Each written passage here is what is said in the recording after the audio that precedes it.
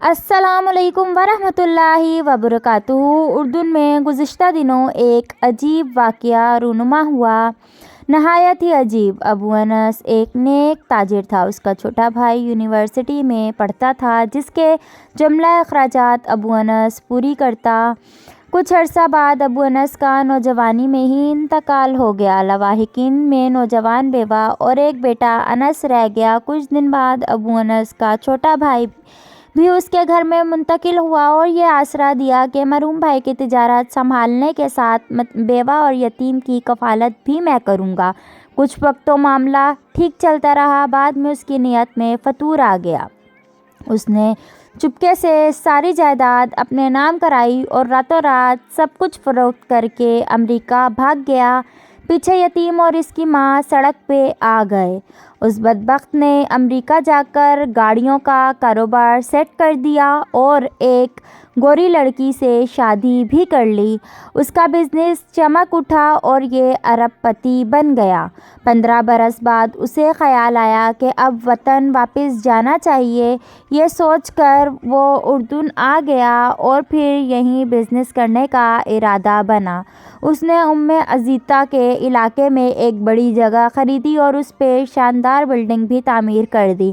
پھر یہاں بھی گاڑیوں کا بزنس شروع کر دیا۔ کچھ عرصے میں ہی اردن بھر میں اس کا ڈنکا بجنے لگا۔ ادھر انس اور اس کی ماں انتہائی قسم پرسی سے رات دن گزارتے رہے۔ ایک خیراتی ادارے کے تعاون سے انس نے تعلیم حاصل کی اور اب وہ شادی کر کے نوکری بھی کرنے لگ چکا تھا۔ غربت کے باوجود وہ اپنی ماں کا بہت خیال رکھتا، مگر بدبخت چچا کو کبھی اس کا خیال ہی نہیں آیا۔ لیکن انس اور اس کی ماں کو سب معلوم تھا کہ وہ حرام خور واپس آ چکا ہے۔ ایک دن ماں نے بیٹے سے کہا کہ ہمت کرو، جاؤ اپنے چچا کے پاس اور اس سے اپنے باپ کے مال کا کچھ حصہ مانگو۔ ماں کے کہنے پہ انس چچا کے شو روم میں پہنچ گیا، مگر چچا نے کٹھور دلی کا مظاہرہ کر کے اسے بھگا دیا اور کہا کہ آئندہ ادھر کا رخ بھی کیا تو گرفتار کرا دوں گا۔ وہ بوجھل قدموں کے ساتھ ماں کے پاس واپس آیا اور سارا ماجرا سنایا۔ بیوہ سوائے بددعا کے کیا کر سکتی تھی؟ اس حرام خور بزنس مین نے اب اردن میں رہنے کا فیصلہ کیا تھا۔ وہ ایک جنت نما محل تعمیر کر چکا تھا اور اب اس نے بیوی بچوں کو اپنے پاس اردن میں بلا لیا۔ ادھر وہ لوگ امریکہ سے روانہ ہوئے اور ادھر یہ بدبخت انہیں لینے کے لیے اپنی نئی ماڈل کی پرتعیش گاڑی لے کر ایئرپورٹ روانہ ہوا۔